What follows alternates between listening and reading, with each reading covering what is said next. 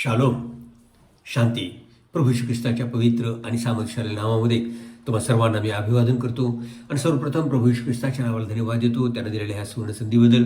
पुन्हा एक वार तुमच्याबरोबर त्याच्या पवित्र वचनातून वार्तालाप करण्याच्या ह्या संधीबद्दल. त्याचप्रमाणे मी तुम्हा सर्वांचंही मनापासून आभार मानतो. तुम्ही सर्वजण नेहमी असता, नेहमी ऐकता. हा फादर्स डेच्या हार्दिक शुभेच्छा. प्रभू तुम्हाला आशीर्वादित करो. आणि जे तुम्ही वडिलांची भूमिका करत आहात, की जी वडिलांची भूमिका करत आहात, त्या भूमिकेमध्ये प्रभू तुम्हाला अधिक आणि अधिक कृपा देऊ. आणि जे आज आपण वचनातून पाहणार आहोत त्याप्रमाणे किंबहुना त्याच्यापेक्षा अधिक तुम्हाला आणि मला आपली वडिलांची भूमिका करण्यासाठी किंवा जे प्रभूचं वचन आपल्याला सांगतं ते करण्यासाठी प्रभू आपल्याला कृपा देऊ, हीच प्रभूचरणी माझी प्रार्थना आहे. तर पुन्हा एक सर्व पित्यांना, अनुभव घातलेल्या पित्यांना पितृदिनाच्या हार्दिक हार्दिक शुभेच्छा. तर प्रियानो, आज मंडळात जात असताना सर्वप्रथम आपण एक शास्त्रभाग वाचूया, 2 वचनं वाचू आणि मग आपण आपल्या मंडळामध्ये पुढे जाऊया. मत्तई कृष्णवर्तमानाचा पहिला अध्याय 19 आणि 20 वचन. मत्तई 1:19 आणि 20. तिचा पती योसेफ नीतिमान होता व तिची बेअब्रू करण्याची त्याची इच्छा नसल्यामुळे तिला गुप्तपणे सोडण्याचा त्याने विचार केला. असे विचार त्याच्या मनात घोळत असता पहा, प्रभूच्या दूताने त्याला स्वप्नात दर्शन देऊन म्हटले, योसेफा, दाविदाच्या पुत्रा, तू मरियाचा आपली पत्नी म्हणून स्वीकार करण्यास अनुमान करू नकोस, कारण तिच्या पोटी जो गर्भ आहे तो पवित्र आत्म्यापासून आहे.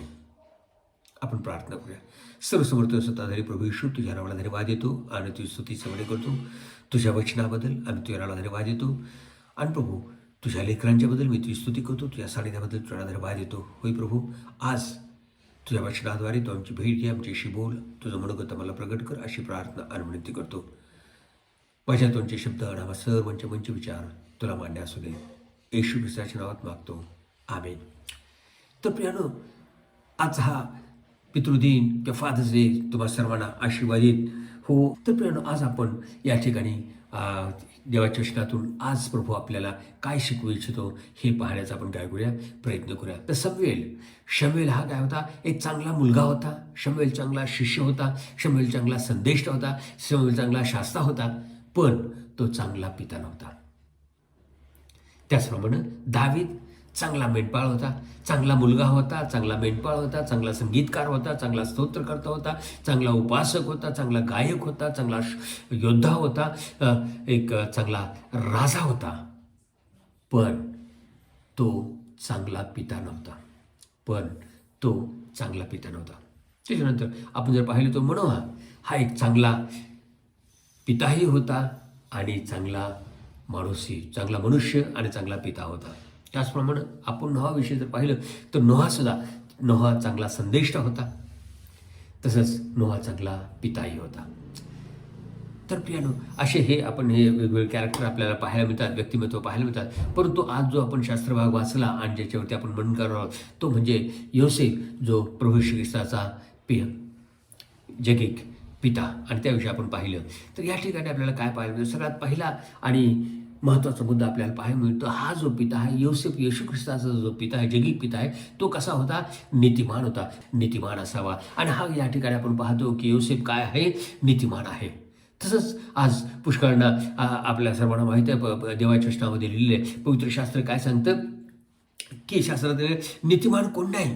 रोमन्स 3:10 रोमकरासपत्र 3 अध्याय 10 वचनामध्ये जर पाहिलं, शास्त्रात असे लिहिले आहे की नीतिमान कोणी नाही, एक देखील नाही. आपल्याला पाहायला मिळतं पवित्र शास्त्रामध्ये काही, फक्त योसेफच नाही, आणखीन काही असे व्यक्तिमत्व आहेत की जे नीतिमान आहेत असं पवित्र शास्त्र सांगतं. आणि त्यांच्यापैकी हा एक योसेफ आहे की ज्याच्याविषयी स्वतः पवित्र शास्त्र म्हणतं की तो नीतिमान होता. आणि मला तुम्हाला सर्वप्रथम एक गोष्ट सांगू द्या, ज्यावेळेस पवित्र शास्त्र एखाद्याला किंवा एखाद्या व्यक्तीला किंवा एखाद्या गोष्टीला तो नीतिमान म्हणतं, म्हणजे तो नीतिमान आहे. जे काही पवित्र शास्त्र म्हणतं ते त्रिवार सत्य आहे. भले तुमच्या आणि माझ्या दृष्टीस ते जरी सत्य वाटत नसेल, जरी आपल्याला ते पटत नसेल, तरी पण ते तुम्हाला पटो अगर न पटो, परंतु हे देवाचं वचन आहे आणि ते त्रिवार सत्य आहे. जिवंत देवाचं जिवंत वचन आहे आणि ते काय आहे? त्रिवार सत्य आहे. त्याचप्रमाणे आपण जर पुढे जाऊन बघितलं, ह्याच आर्ग्युमेंटमध्ये पुढे जाऊन बघितलं तर रोमकरासपत्र 3 अध्याय 23 वचनामध्ये कारण सर्वांनी पाप केले आहे आणि देवाच्या गौरवाला अंतर आहे. म्हणजे असं जर आहे तर आज तुम्ही आणि मी पिता म्हणणारे किंवा जगिक पिता म्हणणारे किंवा जे वडील आहेत, आज तुमच्या आणि माझी काय परिस्थिती? नीतिमान कोणीच नाही. आणि मग या ठिकाणी तर आता तुम्ही म्हणाल की बाळासाहेब तुम्ही आम्हाला सांगितले पहिली आणि क्वालिटी जर कोणची असेल, पहिला जर गुणधर्म जर चांगल्या पिताचा जर कोणता असेल तर तो नीतिमान असावा. आणि मग आता पवित्र शास्त्र सांगताना आपण शास्त्रभाग आपण पाहतो कोणीही नीतिमान नाही आहे, तर मग आमची काय परिस्थिती? तर पियानो आज आपल्यापैकी पुष्कळ लोकांना हा शास्त्रभाग माहीत आहे, परंतु आज मला तुम्हाला सांगू द्या, जर अशा प्रकारची शंका तुमच्या मनामध्ये असेल तर पियानो आज अशा लोकांच्यासाठी तुमच्यासाठी आज एक शुभवार्ता आहे, एक चांगली गुड न्यूज किंवा एक आनंदाची बातमी आहे. आणि ती कोणती म्हटले तर रोमकारस्पत्र याचा 3रा अध्याय आणि 22व्या वचनामध्ये ते आपल्याला पाहायला मिळते. रोमन्स 3:22. हे देवाचे नीतिमत्व तर येशू ख्रिस्तावरील विश्वासाच्या द्वारे विश्वास ठेवणाऱ्या सर्वांसाठी आहे. हे नीतिमत्व म्हणजे देवाचं जे नीतिमत्व आहे ते येशू ख्रिस्तावरील विश्वासाच्या द्वारे विश्वास ठेवणाऱ्या सर्वांसाठी आहे, त्यात भेदभाव नाही. तर प्रियानो, ज्यावेळेस तुम्ही मी प्रभू येशू ख्रिस्तावरती विश्वास ठेवतो त्यावेळेस तुम्ही आणि मी नीतिमान ठरतो. आणि त्यासाठी जर आपण उदाहरण पाहायला गेलो तर पवित्र शास्त्रामध्ये उत्पत्तीचं पुस्तक याचा 15वा अध्याय 6व्या वर्षामध्ये आपल्याला काय पाहायला मिळतं? अब्राहामाने परमेश्वरावर विश्वास ठेवला आणि अब्राहामाचा हा विश्वास परमेश्वराने त्याचे नीतिमत्व गणला. अब्राहामाने परमेश्वरावरती विश्वास ठेवला आणि देवाने हा त्याचा विश्वास त्याच्यासाठी नीतिमत्व गणला.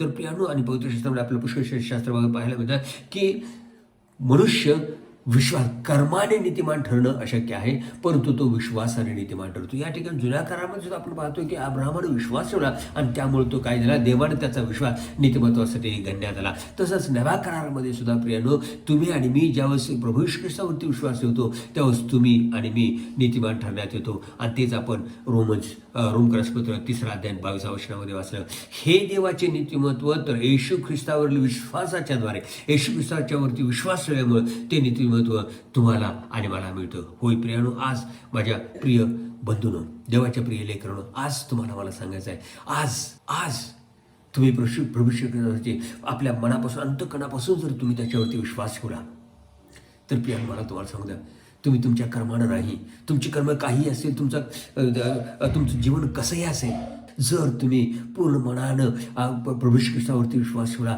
आणि त्याच्यावरती विश्वास ठेवला आणि त्याला तुम्ही आपला वैयक्तिक ताण नसतो केला, तर तुम्ही आज ह्या क्षणाला ह्या घडीला तुम्ही काय ठरता? नीतिमान ठरता. कारण हे काय आहे? देवाचं वचन आहे. प्रभू येशू ख्रिस्तावरच्या विश्वासाच्याद्वारे तुम्ही आणि मी नीतिमान ठरतो. आज जे पिता आहेत, जे आज जे मला ऐकत आहेत, आज प्रियानो, मला तुम्हाला सांगू, देवाच्या प्रिय लेकरांनो, तुम्हाला मला सांगू द्या, जर अजून कुणी प्रभू येशू ख्रिस्ताला आपला वैयक्तिक ताणा म्हणून स्वीकारला नसेल तर आज तुम्हाला ही संधी आहे. कारण प्रियानो, तुमच्यावरती देवाने दिलेली पित्याची दिलेली जबाबदारी जी आहे ती जबाबदारी पार पाडण्यासाठी तुम्हाला आणि मला, तुमच्यासाठी आणि माझ्यासाठी अत्यावश्यक असणारी ही जी गोष्ट आहे आणि ती म्हणजे तुम्ही आणि मी नीतिमान असायला पाहिजे. आणि तुम्ही आणि मी आपल्या कर्माने कधीही नीतिमान ठरणार नाही. तर तुमच्यासाठी आणि माझ्यासाठी साधा सरळ धोपट मार्ग आहे, तो म्हणजे प्रभू येशू ख्रिस्तावरती विश्वास ठेवणं. तर आज मला पुन्हा एक तुम्हाला आव्हान करू द्या, ज्याने अजून प्रभू येशू ख्रिस्ताचा स्वीकार केला आहे, तर माझ्या भावानो, माझ्या बहिणीनो, देवाच्या प्रिय लेकरांनो, प्रभू येशू ख्रिस्तावरती मनापासून विश्वास ठेवा, आपलं जीवन त्याच्या हातात समर्पित करा आणि तो तुम्हाला त्या विश्वासाच्याद्वारे तुम्ही आणि मी नीतिमान गणले जाणार आहोत. आणि मग ही पहिली क्वालिटी तुमच्या आणि माझ्या जीवनामध्ये घडणार आहे. त्याच्यानंतर दुसरी जी क्वालिटी, दुसरा जो मुद्दा आहे की जो योसेफाच्या जीवनामध्ये होता, आणि तो म्हणजे कोणता होता की तो त्याच्या जीवनात आलेले प्रश्न किंवा समस्या, त्या सर्व गोष्टी तो काय करत होता? विवेकानं हाताळत होता. किंवा दुसऱ्या शब्दामध्ये पाहिलं तर तो देवाच्या आत्म्यानं किंवा जे वचनाच्या प्रेरणेनं तो त्या हाताळत होता.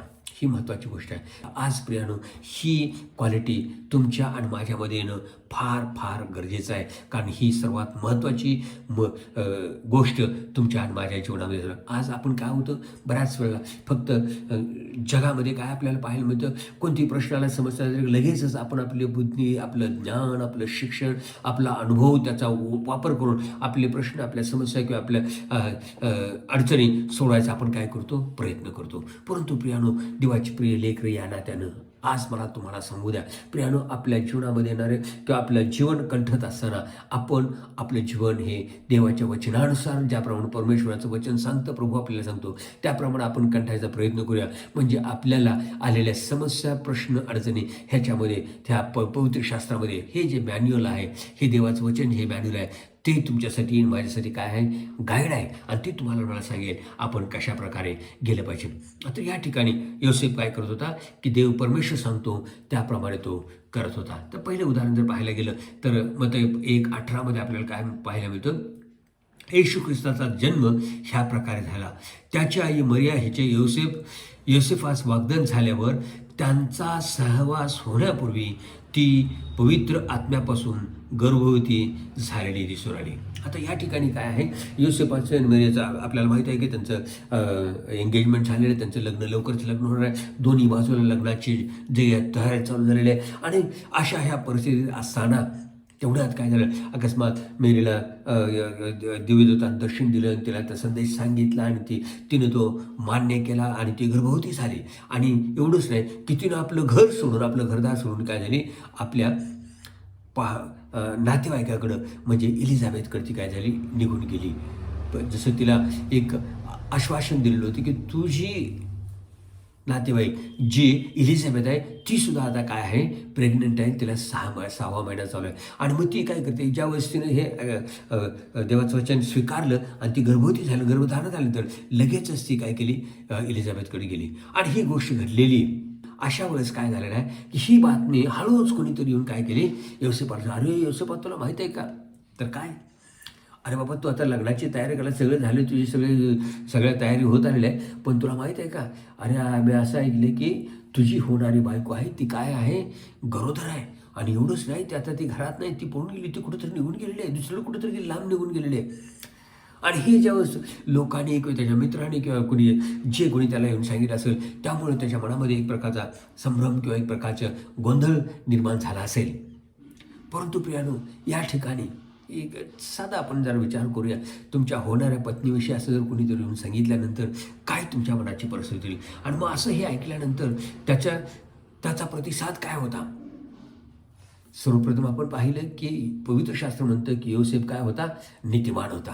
मग ह्या नीतिमान माणसाच्या विचार किंवा त्याच्या मनात काय घोळत होतं हे आपण पाहायला पाहिजे. आणि या ठिकाणी जर आपण पाहिलं तर अशी ही गोष्ट ऐकल्यानंतर कुणीही मनुष्य असला तर ही गोष्ट सहजासहजी त्याला डायजेस्ट करणं, सहजासहजी ते स्वीकारणं ते त्याच्याच्यानं शक्य नाही. परंतु देवाची स्तुती असो, हा काय होता, नीतिमान माणूस होता. आणि म्हणूनच त्याचं वर्तन आपल्याला पुढं पाहायला मिळतं. मग ही बातमी त्याच्या आल्यानंतर योसेफानं काय केलं, योसेफाची रिॲक्शन काय होती किंवा योसेफाचा प्रतिसाद काय होता, आणि तो आपण 19 आणि 20 वर्षामध्ये आपण वाचायला आपल्याला पाहायला मिळतं. तिचा पती योसेफ नीतिमान होता व तिची म्हणजे मरियेची बेअब्रू करण्याची त्याची इच्छा नसल्यामुळे तिला गुप्तपणे सोडण्याचा त्याने विचार केला. असे विचार त्याच्या मनात घोळत असता. आणि मग हा नीतिमानच होता, एखादा असता तर वेगवेगळ्या प्रकारचे त्याने विचार केले असेल. परंतु यानं काय केलं, तो नीतिमान होता, एनिवे काय असेल ते असेल, काय असेल तसे, ती प्रेग्नंट आहे काय, आणि एनिवे आता आपण काय करूया, तिच्याशी लग्न न करता तिला गुप्तपणे म्हणजे शांतचित्तानं असं म्हणजे मोठा वाजागाजा न करता शांतपणे तिला आपण काय करूया, तिला डिवोर्स देऊया, अशा प्रकारचा विचार त्याच्या मनामध्ये काय होते ते घोळत होते. प्रियानो, या ठिकाणी सर्वात महत्त्वाचा मुद्दा मला तुम्हाला सांगू द्या, हेच ते नीतिमान माणसाचं वागणं आहे. तसं जर पाहिलं तर एखाद्याने येऊन जर काही जरी सांगितलं, मग ते कुणाबद्दलही असू दे, आपली पत्नी असेल, आपली मुलगी असेल, आपलं बहीण, कुणाबद्दल अशा प्रकारची जर कोणी येऊन वार्ता सांगितली तर पहिली गोष्ट म्हणजे काय, आपला पारा चढल्याशिवाय राहणार नाही आणि आपल्या तळपायाची आग मस्तकाला गेल्याशिवाय राहणार नाही, अशी परिस्थिती होणार. परंतु या ठिकाणी आपल्याला पाहायला मिळतं की हा नीतिमान माणूस होता आणि त्यानं अशा कोणत्याही प्रकारची रिॲक्शन न देता तो काय करत होता, आपल्या मनातल्या मनात तो विचार करत होता, आपल्या मनातल्या मनात तो प्लॅनिंग करत होता. जेव्हा तिला गुप्तपणे सोडण्याचा त्याने विचार केला, त्याच वेळेस हे विचार त्याच्या मनामध्ये घोळत होते, त्याच वेळेस परमेश्वर काय झाला, त्याच्याशी बोलला.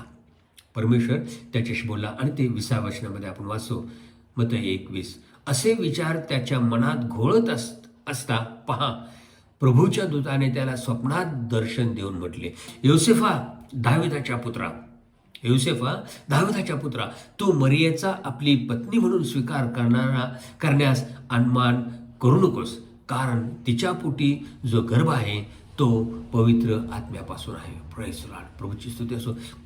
बघा, नीतिमान मनुष्य ज्यावेळेस नीतिमत्वात वागत असतो, वावरत असतो, त्यावेळेस अशा प्रकारे परमेश्वराचा दूत स्वतः त्याने त्याच्या स्वप्नात येऊन त्याने अशा प्रकारचं रहस्य या ठिकाणी त्याला काय केलेलं आहे, प्रकट केलेलं आहे. आणि तो सांगतो, एवढं फक्त रहस्यच प्रकट करून तो थांबत नाही, पण तो त्याला सांगतो, सजेस्ट करतो, तो त्याला म्हणतो की तू तिचा स्वीकार कर, तिचा स्वीकार करायला काय करू नको, अनमान करू नको. अशा प्रकारचं मार्गदर्शन, अशा प्रकारचा सल्ला सुद्धा तो काय करतो, दूत या ठिकाणी त्याला देत आहे. आपण जर तसं पाहिलं तर आता हा योसेफ आणि त्याची विचारसरणी किंवा त्याच्या मनामध्ये जे विचार घोळत होते, पवित्र शास्त्र सांगतो की तो अशा प्रकारचे विचार त्याच्या मनात घोळत होते.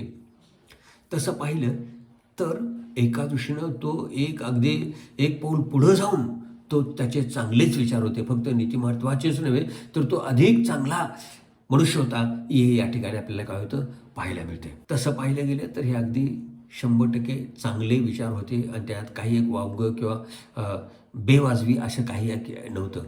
परंतु एक महत्त्वाची गोष्ट आहे, भले जगाच्या दृष्टीनं, जगाच्या नॉर्म्सप्रमाणे जर आपण पाहिलं, जरी तुमचे विचार योग्य असले तरी ते विचार देवाचे आहेत किंवा नाही हे जाणणं फार महत्त्वाचं आहे. आता हे नीतिमान माणसाचे विचार होते, त्या मनामध्ये ते घोळत होते, अगदी चांगली गोष्ट आहे, उत्कृष्ट आहे, त्यात काही एक वाईट नाही, परंतु ती देवाची योजना नव्हती, ते विचार देवापासून नव्हते. ही महत्त्वाची गोष्ट आहे. म्हणून प्रियानो, बऱ्याच वेळा आपल्या जीवनामध्ये आपण एखाद्या समस्यामध्ये, प्रश्नामध्ये असताना ज्यावेळेस आपण विचार करत असतो, त्या प्रश्नातून, त्या समस्येतून कसं बाहेर पडायचं किंवा काय करायचं, आणि त्यावेळी जे आपल्या मनामध्ये विचार किंवा जे इंट्युजन असतं त्याच्यावरती विचार करत असताना बऱ्याच वेळा आपल्याला वाटतं की मी जो आता विचार केलेला आहे तो अगदी बरोबर आहे ना, अगदी त्याप्रमाणे आपण करूया, कारण हे जगाच्या दृष्टीने सर्वतोपरी पाहिलं तर हे अगदी योग्य आहे.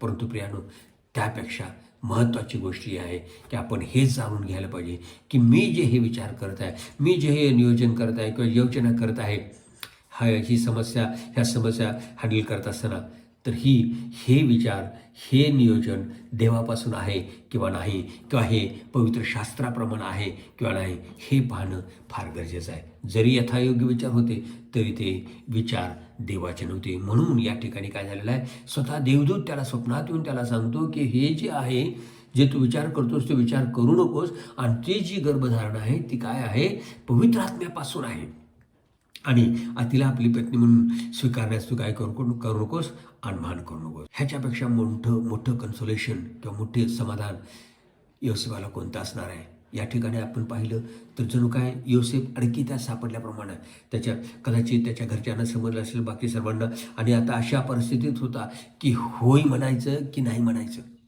अशा परिस्थितीमध्ये होता. आणि ह्या परिस्थितीमध्ये देवाने त्याला काय केलं आहे, दर्शन देऊन या ठिकाणी देवदूताने त्याला काय केलेलं आहे, मार्गदर्शन केलेलं आहे. ही महत्त्वाची गोष्ट आपल्याला पाहायला किंवा शिकायला मिळते ह्याच्यातून की प्रियानो, जे विचार आपण करतो ते विचार किंवा जे आपलं नियोजन असं ते नियोजन आपल्याला भले जगिक दृष्टीने ते यथायोग्य असेल, 100% बरोबर असेल, परंतु ते देवाचं आहे किंवा नाही हे पडताळून पाहणं, ते वचनाप्रमाणे आहे की नाही हे पडताळून पाहणं फार गरजेचं आहे. आणि जरी हे योग्य असलं तरी या ठिकाणी काय गोष्ट होती की देवाचं इंटरव्हेन्शन, देवाने या ठिकाणी हस्तक्षेप करून त्याचं काय केलेलं आहे, मार्गदर्शन केलेलं आहे. कारण ही गोष्टच अशी होती की जी गोष्ट पटण्यासारखी किंवा स्वीकारण्यासारखी नव्हती, म्हणून स्वतः देवानं अशा ह्या अवघड किंवा क्रुशियल परिस्थितीमध्ये देवाने त्याचं या ठिकाणी काय केलं आहे, मार्गदर्शन केलेलं आहे. त्यानं अशा ह्या अवघड आणि नाजूक परिस्थितीमध्ये योसेफाचं मार्गदर्शन केलं. स्वप्नाद्वारे तो त्याच्याशी बोलला, जे रहस्य होते, ते गूढ होतं, ते गुज होतं, ते त्यानं त्या ठिकाणी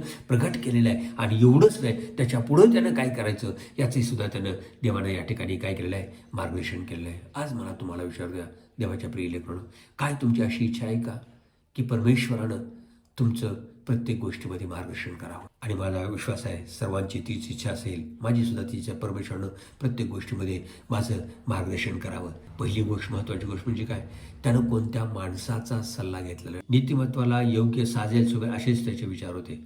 दुसरी गोष्ट, त्याने घाई गडबड केली नाही. घाई गडबडीत त्यानं काय केलं नाही, निर्णय घेतला नाही.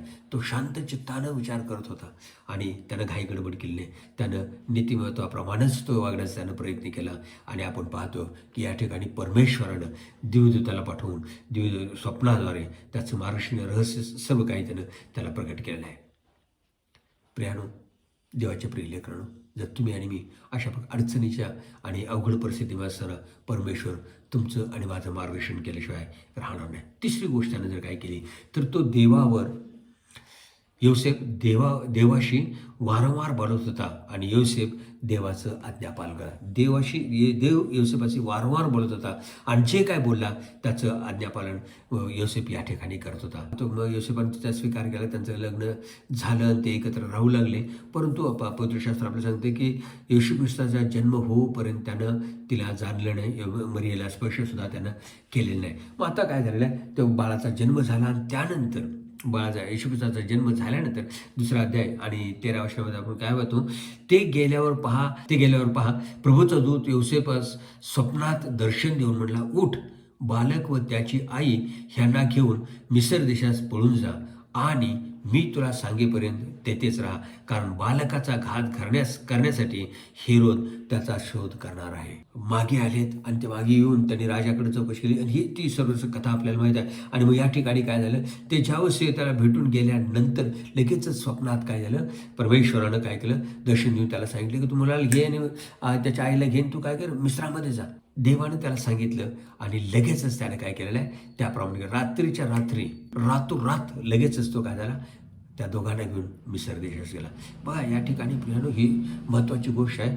जसं परमेश्वर त्याचं मार्गदर्शन करत होता, तो त्यानं ऐकल्या लगेचच त्यानं टंगळामंगळ केली नाही, नंतर बघू, थोडा वेळ जाऊ, असं करतो, कोणत्या प्रकारची टंगळामंगळ किंवा चालढकल त्यानं न करता परमेश्वर बोलला आणि अगदी त्याप्रमाणे लगेचच त्यानं केलेलं आहे. आणि तेच या ठिकाणी तो देवानं दर्शन दिलं, सांगितलं आणि लगेचच रातोरात त्यानं काय केलं, ह्या दोघांना घेऊन काय मिसर देशात निघून जातो. आणि या ठिकाणी आपली दुसरी एक महत्त्वाची गोष्ट, आणि ह्या योसेफाचा स्वभाव आपल्याला पाहतो, तो कोणत्याही प्रकारे देवावरती नाराज झाला नाही किंवा चिडला नाही किंवा त्यानं कोणत्या प्रकारच्या शंका कुशंका किंवा नाहीतर जस्टिफिकेशन असं काही एक देवाक न बघता जे सांगितलं, जे दाखवलं त्याप्रमाणे तो काय झाला, करत गेला. आणि एवढंच नाही, तो लगेचच त्वरेनं तत्परतेनं त्या गोष्टी करत होता. या ठिकाणी आपल्याला हेच दिसून येतं, रातोरात तो काय झाला, मिसर देशास निघून गेला.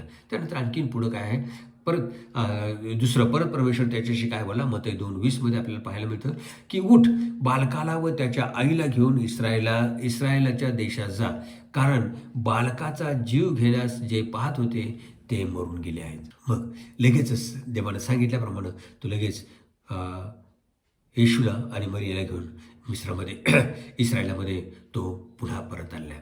त्याच्यानंतर परंतु त्याला सांगितलं की गालिल्यात जाऊन राहा आणि तो त्याप्रमाणे गालिल्यात जाऊन राहतो. तर या ठिकाणी आपल्याला काय दिसून येतं प्रियानो, की आलेली समस्या, संकट, अडचण, प्रश्न योसेफानं नीतिमानासारखे ते हाताळले, त्याचा तसे विचार केले. आणि ज्यावेळेस तो नीतिमान मनुष्यासारखा वागत होता त्यावेळेस लगेचच परमेश्वर त्याच्याशी बोलू लागला आणि परमेश्वराने त्याचं काय केलं आहे, मार्गदर्शन केलं आहे.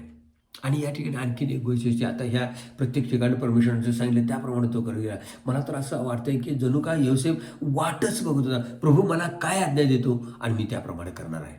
आणि हेच या ठिकाणी आपल्याला या 3-4 प्रसंगामध्ये आपल्याला हे बरोबर परमेश्वराने दाखवलं आणि लगेचच त्यानं त्याप्रमाणे केलेलं आहे. म्हणजे योसेफ जणू काय देव कधी माझ्याशी बोलतो, कधी काय सांगतो आणि कधी मी ते करतो अशी वाट पाहतो. आज देवाच्या प्रिय लेकरांनो, तुमच्यासाठी आणि माझ्यासाठी हा मोठा धडा आहे. प्रभू तुम्हाला आणि मला काय करायला सांगत आहे आणि ते तुम्ही आणि मी करत आहे का? कदाचित परमेश्वर तुमच्याशी त्याच्या वाणीने बोलणार नाही, कदाचित तो तुझ्या स्वप्नाद्वारे, दृष्टांताद्वारे तुमच्याशी बोलणार नाही, परंतु परमेश्वरानं त्याची योजना, त्याचं नियोजन तुम्हाला आणि मला ह्या त्याच्या पवित्र वचनामध्ये ऑर्डरली लिहून ठेवलेलं आहे.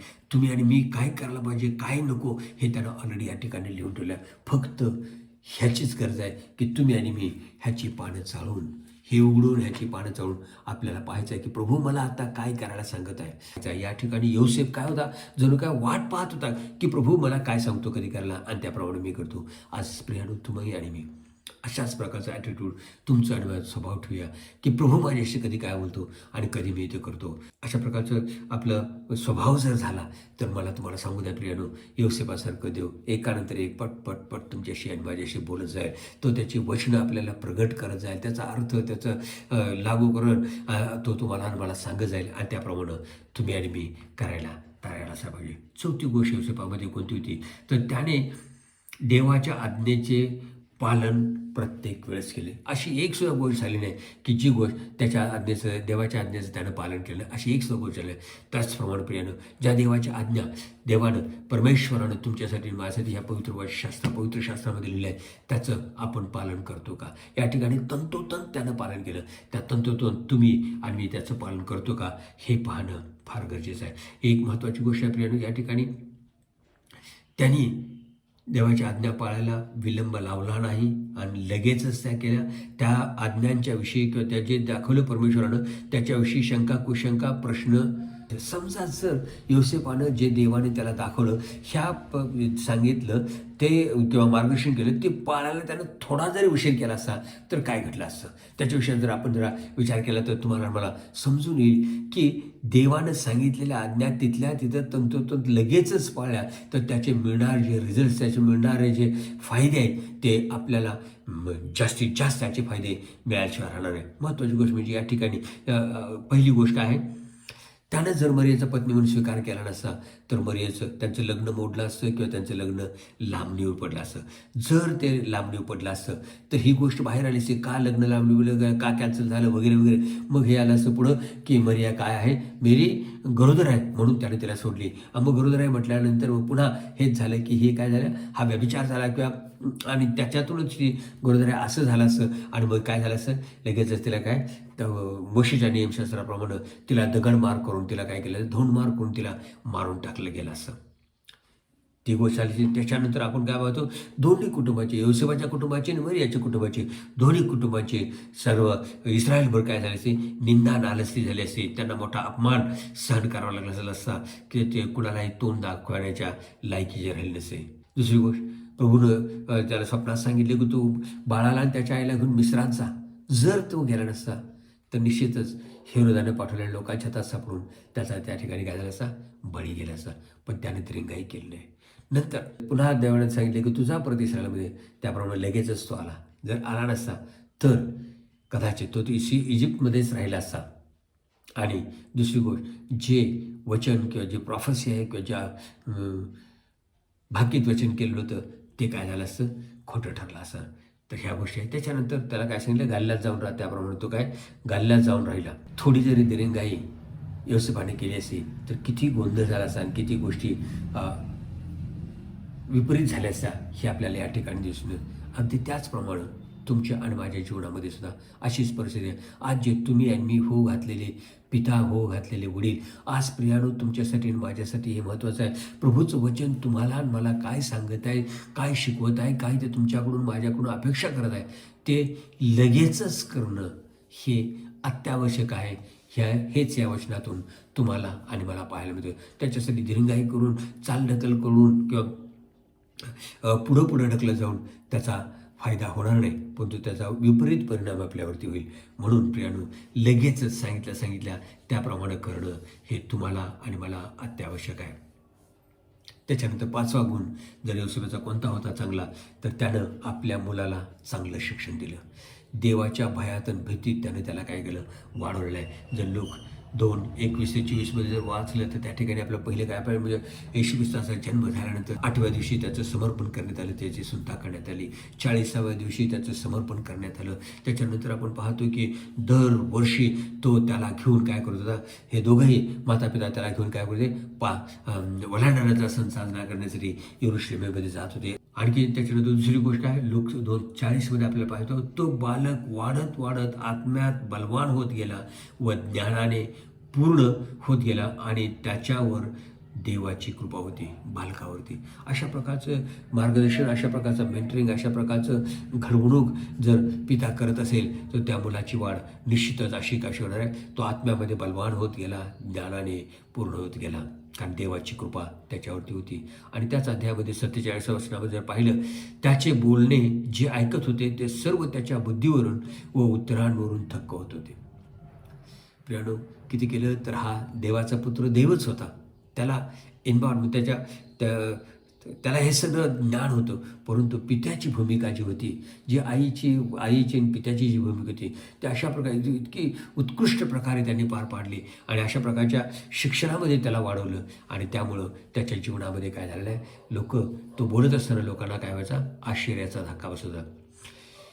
नंतर 52व्या वचनामध्ये आपण पाहतो, येशू ज्ञानाने, शरीराने आणि देवाच्या व माणसाच्या कृपेत वाढत गेला. प्रियानो, हे देवाचं वचन तुम्हाला मला सांगतंय, प्रभू येशू ख्रिस्ताची वाढ कशी झाली. येशूची वाढ ज्ञानामध्ये, शरीरामध्ये, देवाच्या व माणसाच्या कृपेत तो काय झाला, वाढत गेला. होय प्रियानो, आपली लेकरं अशाच प्रकारे वाढायला हवीत. आपली लेकरं ज्ञानामध्ये वाढायला पाहिजेत, शरीरामध्ये वाढायला पाहिजेत आणि देवाच्या आणि माणसाच्या कृपेमध्ये वाढायला पाहिजे. बऱ्याच वेळेला आपल्याला वाटतं की आपली लेकरं शिकले, 4 पुस्तकं शिकले, अभ्यास केला, त्याच्यातच त्यांचं हित आहे वगैरे. तर त्यापेक्षा आज मला तुम्हाला सांगू द्या प्रियानं, ज्यावेळेस आपण देवाचं भय, भीती आपल्या लेकरांना शिकवतो, देवाच्या भयात, भीतीत आपण देवाच्या वचनामध्ये लेकरांचं संगोपन करतो, त्यावेळेस प्रियानं निश्चितच ती अशा प्रकारे ज्याप्रमाणे ख्रिस्त वाढत गेला त्याप्रमाणे ती तुमची आणि माझी लेकरं तशी वाढल्याशिवाय राहणार नाहीत. योसेफ हा नीतिमान होता आणि त्या नीतिमान योसेफानं येशू ख्रिस्ताचं संगोपन अशा प्रकारे केलं की प्रियानो, जरी तो जगी मनुष्य होता तरी त्याचं संगोपन, त्याने घेतलेली त्याची काळजी, त्याने दिलेलं त्याचं शिक्षण, शिकवण, कृतीनं, शब्दानं दिलेलं जे शिक्षण होतं त्याच्याद्वारे प्रभू ख्रिस्त येशू ख्रिस्त तुमचा माझा तारणारा, त्यानं घडवलं.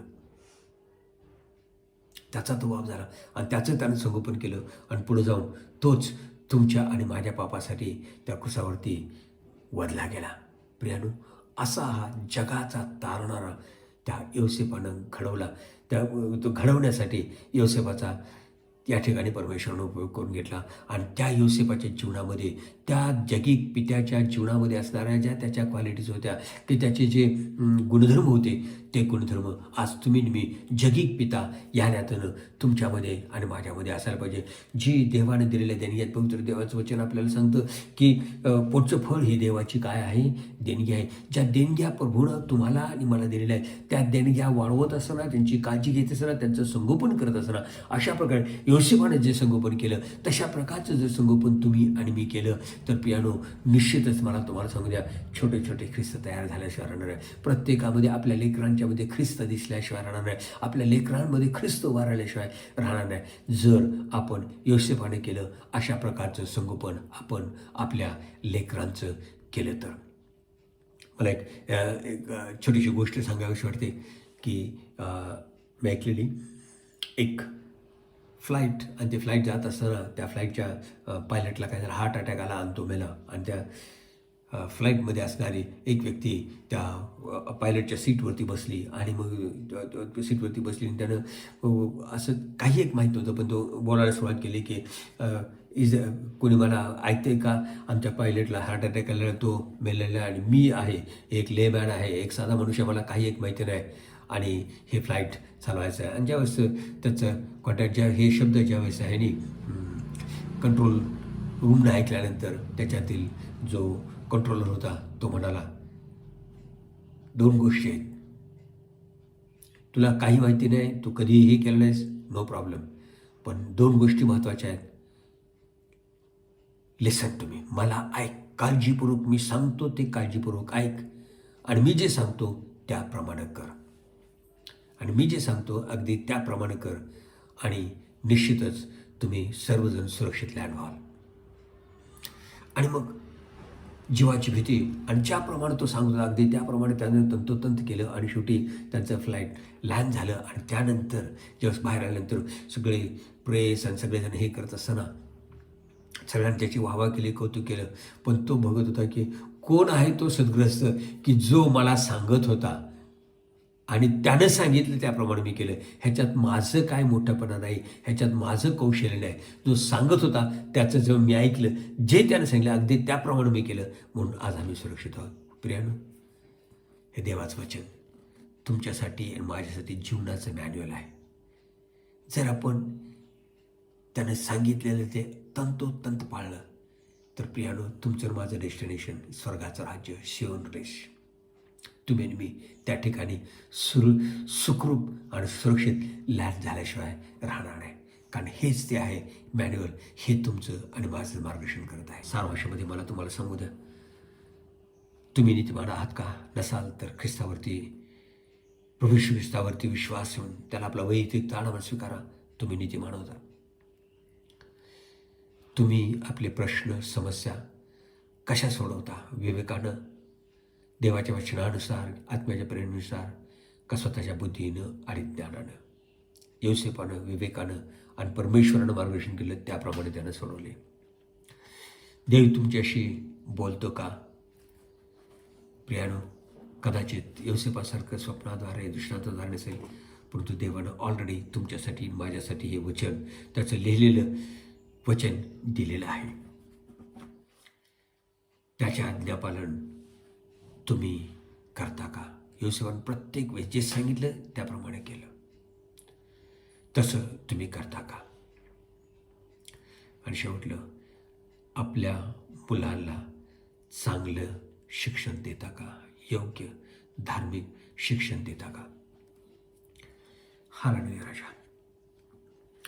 पवित्र सणाच्या महान परमेश्वरा, तुझी स्तुती करतो, स्तवने करतो, तुला धन्यवाद देतो राजा. आज प्रभू, आज तू या वचनाच्या द्वारे तू आमचं जे मार्गदर्शन केलं सजा, एक आदर्श पिता या नात्यानं प्रभू, आज जे तुझ्या वचनातून तू आमचं मार्गदर्शन केलं सजा, आणि त्याच्या असणाऱ्या ह्या ज्या 5 क्वालिटीज तू आम्हाला शिकवल्यास त्याबद्दल आम्ही तुला धन्यवाद देतो आणि तू स्तुती स्तवने करतो राजा. होय प्रभू, जी आमची लेकरं आहेत राजा, ही तू दिलेली आमच्यासाठी देणगी आहे राजा, आणि त्यांचं संगोपन करण्यासाठी तू आम्हाला दिलं राजा. आणि प्रभू, त्यांचं संगोपन करत असताना राजा प्रभू, विशेष प्रकारे बाबा आमच्या बुद्धीनं, आमच्या ज्ञानानं नव्हे राजा प्रभू, आमच्या अनुभवानं नव्हे, आमच्या शिक्षणानं नव्हे, किंवा जे पुस्तकं जे सांगतात त्याप्रमाणे नव्हे, परंतु प्रिय प्रभू, तुझ्या वचनानुसार, तुझं वचन जे सांगतं, शिकवतं, त्यानुसार त्यांची काळजी घेण्याचं, त्यांचं संगोपन करण्यासाठी, त्यांची वाढ करण्याचं, त्यांना शिकवण्यासाठी तू आम्हाला कृपा दे, अशी मी तुझ्याकडे प्रार्थना आणि विनंती करतो राजा. आणि प्रभू, जसं योसेफाचं मार्गदर्शन केलं आणि त्याच्याद्वारे त्यांना अगदी तंतोतंत त्याचं पालन केलं आणि आम्हाला ख्रिस्त मिळाला. होय प्रभू येशू, आज आम्ही तुझ्याच्याशी मी तुझ्या सेवकाने त्यांना प्रार्थना करतो, विनंती करतो, आज जे सर्व वडील माझे ऐकत आहेत राजा, आम्हा सर्वांना बाबा ती कृपा दे राजा, की प्रभू तुझं ऐकून जे सांगतोस ते ऐकून अगदी त्याप्रमाणे करण्यासाठी लागणारी ती कृपा तो आम्हाला दे, अशी प्रार्थना आणि विनंती करतो. आणि प्रभू, जे आम्हाला उदाहरण दिले सर, पाहिलं, जे सांगितलं त्याप्रमाणे त्याने केलं आणि सर्व सुरक्षित लँड झाले. होय प्रभू, अगदी तू सांगितलेलं आहेस त्याप्रमाणे करण्यासाठी लागणारी कृपा तो आम्हाला दे. तू तुझं काम सांगण्याचं केलेलं आहेस ते फक्त बाबा आम्ही पाहण्यासाठी लागणारी आम्हा सर्वांना विशेष कृपा दे, अशी प्रार्थना आणि विनंती करतो. आणि ख्रिस्ता, तुझ्या नावाचं गौरव करून घे. खऱ्या अर्थानं पितृदिन किंवा फादर्स डे साजरा करण्यासाठी, खऱ्या अर्थानं पिता होण्यासाठी बाबा, पित्याचं कर्तव्य बजावण्यासाठी बाबा लागणारी विशेष कृपा आणि अभिषेक तो आम्हाला सर्वांना दे, अशी प्रार्थना आणि विनंती करतो. आणि ख्रिस्ता, तुझ्या नावाचं गौरव करून घे. आज विशेष बाबा त्या लेकरांची आठवण करतो राजा, की ज्यांना बाबा जगिक पिता ना राजा प्रभू, अशा लेकरांच्या जे अनाथ आश्रमामध्ये आहेत राजा, ज्यांचे पिता ह्या जगामध्ये नाही, ज्यांचे पिता त्यांना सोडून गेले, अशा त्या लेकरांच्या विषयी प्रार्थना करतो, विनंती करतो. अशा त्या मातांच्या विषयी प्रार्थना करतो की प्रभू, विशेष प्रकारची तुझी कृपा त्यांना दे राजा, की प्रभू हे जे कार्य करायचं राजा, पित्यानं करायचं कार्य राजा, ते त्यांच्या जीवनात घडू दे, की जेणेकरून प्रभू ते सुद्धा एक ख्रिस्त असे तयार होतील राजा. आणि ख्रिस्ता, तुझ्या नावाचं गौरव करून घे. पुन्हा एक वार प्रभू येशू, तुझ्या नावाला धन्यवाद देतो, तुझी स्तुती समोर करतो राजा. आणि ज्याप्रमाणे बाबा योसेफ नीतिमान होता त्याप्रमाणे नीतिमत्व मिळवण्याचा प्रयत्न करण्यासाठी लागणारी कृपा दे राजा. आमची प्रश्न, समस्या, आमचं दैनंदिन जीवन बाबा तुझ्या वचनानुसार, तुझ्या आत्म्याच्या प्रेरणेने करण्यासाठी कृपा दे. तू जे बोलशील ते ऐकून काळजीपूर्वक ऐकून ते कृतीत आणण्यासाठी लागणारी कृपा दे राजा. पुन्हा एक वार सर्व मान सर्व महिमा सर्व गौरव तुला तू वाचलं ऐकलेलं वचन बापा व्यर्थ न जाता राजा. प्रभू आज जे माझे सर्व बंधू आणि भगिनी ऐकत राजा, प्रभू त्यांना तू विशेष कृपा दे अशी विनंती करतो राजा. ते ऐकणारे कान त्यांना दे राजा, आणि प्रभू कृती करणारी कृपा त्यांना दे अशी मी प्रार्थना आणि विनंती करतो. आणखी तुझ्या नावाचं गौरव कोण घे. अशा प्रकारचा आशीर्वाद तुम्हाला दिलास याबद्दल तुझ्या नावाला धन्यवाद स्तुती स्तवने करत येशू ख्रिस्ताच्या नावाने प्रार्थना केली म्हणून एक पित्या. आमेन आमेन आमेन. आणि तर देवबापाची प्रीती, प्रभू श्री ख्रिस्ताची कृपा आणि पवित्र आत्म्याची सहभागिता तुम्हा सर्वांच्या बरोबर, देवाच्या सर्व प्रिय लेकरांच्या बरोबर आणि विशेषतः जे हो घातलेले की जे वडील आहेत त्यांच्याबरोबर आता आणि सदा सर्व काळपर्यंत असो. आमेन.